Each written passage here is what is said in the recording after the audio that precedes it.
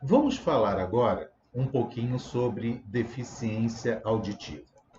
O ensino de língua estrangeira para alunos deficientes auditivos é uma prática cheia de desafios para professores e pesquisadores, na qual há a necessidade de buscar, conhecer, delinear estratégias pedagógicas que amenizem as várias problemáticas que envolvem tal questão. Para tanto, faz-se necessária uma reflexão e uma teorização acerca de uma concepção de língua, de linguagem, de sujeito, de surdez, nas quais haja possibilidade de justificar tais práticas pedagógicas. A questão é: como ocorre o ensino de língua estrangeira para deficientes auditivos?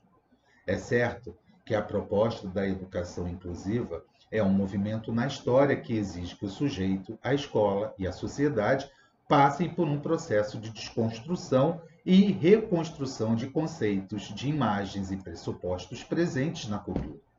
Aos deficientes auditivos, questiona-se até que ponto o ensino de língua estrangeira, inglês, francês, espanhol, é desenvolvido com funcionalidade na vida deles. Ficam as perguntas. Primeiro, os sujeitos surdos se identificam ou sentem necessidade de aprender uma outra língua? 2. O que representa o ensino de idiomas para alunos com deficiência auditiva? O que se pode afirmar é que este ensino de língua estrangeira em ambiente escolar, tanto para surdos como para ouvintes, ainda é deficitário porque as aulas configuram-se no modelo tradicional de ensino, com sistematização e memorização do conteúdo. Sendo assim, apenas o reconhecimento de palavras aleatórias não leva a uma realização de aprendizagem da língua que se estuda, uma vez que os alunos veem a palavra carregada de significado de todo o texto.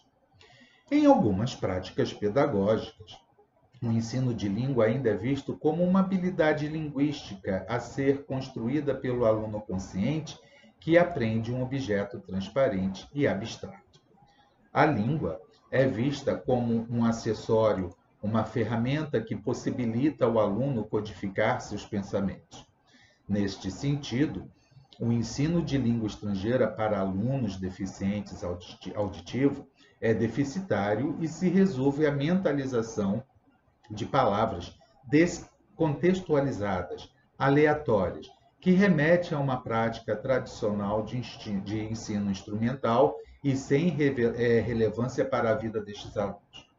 Destaca-se a relação professor-aluno, surdo e professor-intérprete, que acontece muito raramente e implica numa fragilização do aprendizado do aluno surdo, pois a referência da sala de aula é o docente, mas somente para os alunos ouvintes.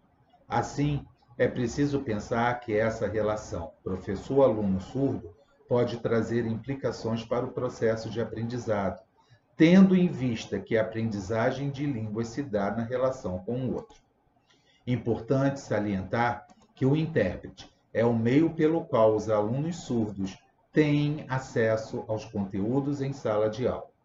O intérprete é necessário para que a inclusão aconteça, mas não é responsável pelo sucesso escolar destes discentes. Portanto, não se deve transferir a responsabilidade para eles.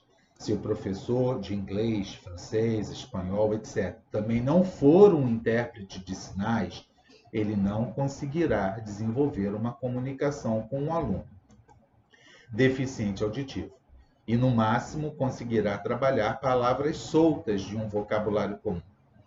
Se participando de uma comunidade ouvinte, na qual a língua é utilizada no cotidiano, o surdo encontra dificuldade, o que dirá da aprendizagem de uma língua estrangeira em uma escola de ensino regular.